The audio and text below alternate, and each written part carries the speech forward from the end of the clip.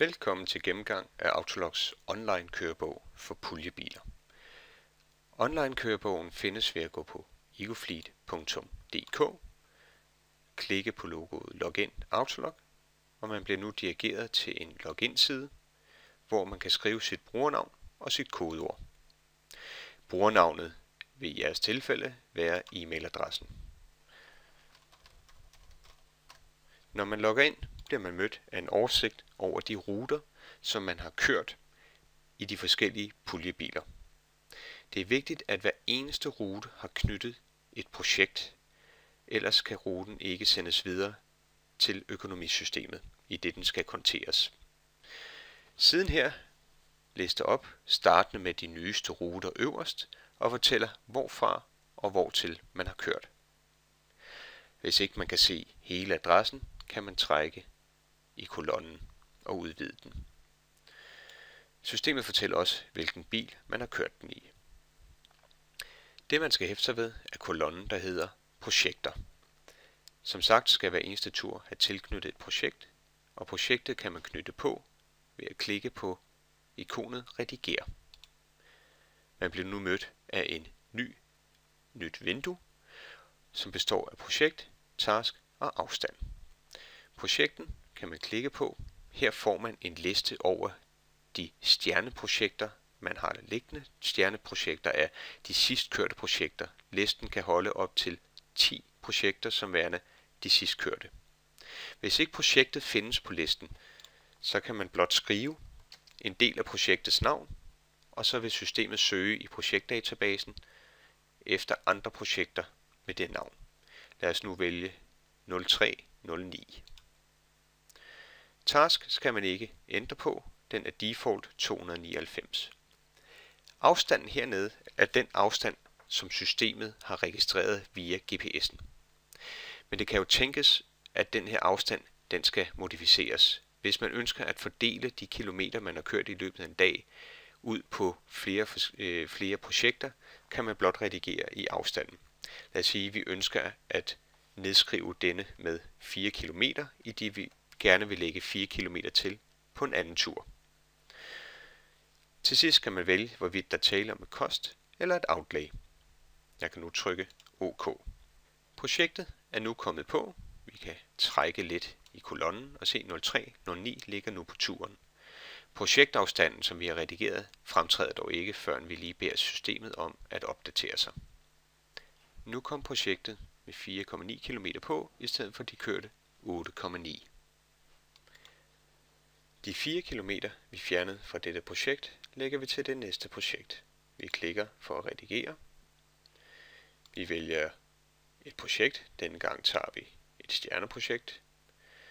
Og vi lægger 4 km oven i turen og siger OK. Vi opdaterer lige systemet for at få projektafstanden med. Turen er nu klar til at blive sendt videre i systemet til økonomisystemet. Det gøres ved at trykke på ikonet Send ruter til bogføring. Ønsker man at knytte en detalje til en given tur, noget man skal huske, det kunne være, at der var noget vejarbejde, eller man måtte køre en stor omvej af en eller anden årsag, kan man ude til højre klikke på detaljefeltet, og her skrive en kommentar.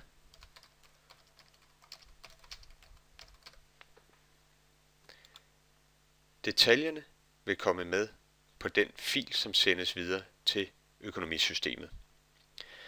Al denne redigering kan også gøres fra appen, det vil sige, at man behøver ikke nødvendigvis at logge ind via internettet. Man kan lave sine redigeringer på sin telefon eller sin tablet. Det gøres ved at starte Autolog-appen, der hedder Ecofleet Mileage. Første gang man bruger appen, bliver man mødt af denne login-side, hvor man skriver brugernavn og adgangskode. Det er samme brugernavn og adgangskode, som man bruger til at logge ind på nettet. Når man første gang har logget ind, behøver man ikke at skrive sin adgangskode igen, medmindre man vælger at logge ud af appen. Første side, når man logger ind, ser således ud. På denne side, der får man listet muligheden op for at gå ind og klikke på dagens ruter eller kigge på månedens ruter. Hvis man ønsker at se endnu længere tilbage, klikker man på historik og kan der vælge et specifikt datointerval. Jeg vælger nu at klikke på månedens ruter og kommer videre til en oversigt over de kørsler, jeg har foretaget i den forgangne måned, med angivelse af hvorfra og hvor til. Det er vigtigt, at alle turene står som værende business-ture, i det der er tale om kørsel i puljebiler. Ønsker jeg at se nærmere på en tur, kan jeg klikke på selve ruten og få nu listet op, hvorfra og hvor til og hvor mange kilometer der er tale om. Godtgørelsen skal I se bort fra, da det kun har noget at gøre med kørsel i privatbiler. Jeg skal nu på tilsvarende vis som med online-delen få tilknyttet et projekt til turen. Det gør jeg ved at klikke på editer-ikonet nede i højre hjørne. Et nyt vindue åbner sig op, og jeg har nu mulighed for, ligesom på online-versionen, at skrive en detalje til kørslen og knytte et projekt til. Da der ikke er så meget plads på en telefon, er det kun 2 stjerneprojekter, der listes op. Men hvis man med fingeren ruller på skærmen, vil man se, at der faktisk ligger tilsvarende antal stjerneture gemt inde bagved her. Der er simpelthen et rullepanel, der viser op til de 10 stjerneture, man kan registrere. Hvis man ønsker at søge et projekt, så gør man ligesom på online-delen. Man skriver blot i søgefeltet og skriver for eksempel FM, som vi så lige før, og så vil de nye projekter blive listet op. Tasknummer skal man igen ikke ændre på. Projektrelaterede kilometer har som udgangspunkt det, som GPS'en registreret, og ønsker man at fordele kilometerne, skrives blot et nyt kilometertal. Og slutligt fordeler man enten som kost eller som outlay og trykker gem. Det er også muligt ude fra menuen at få set den tur, man har kørt. Det gøres ved at klikke på jordkloden. Man vil da blive mødt af et oversigt, et grafisk billede af den rute, man har kørt, og man kan bruge plus- og minusknapperne til at zoome ind, hvis man er i tvivl om, hvem det er, man har besøgt.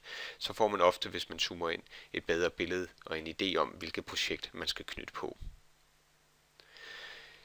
Hvis man ønsker at sende en tur videre, man har nu knyttet et projekt på, man har fordelt sine kilometer, så kan man sende den videre i systemet til ERP, økonomisystemet, ved at klikke på hængelåsen.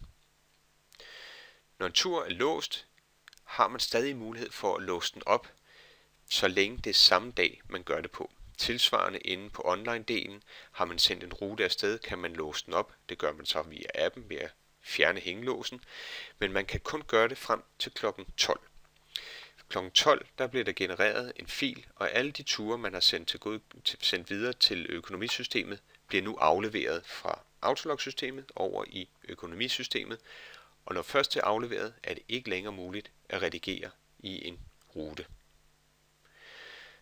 Så opsummeret, alle ture skal være registreret som erhvervsture, og alle ture skal have et projekt og et kost eller et outlay knyttet på sig, inden det sendes videre til bogholderisystemet. Dette var gennemgangen af kørsel i puljebiler. Tak.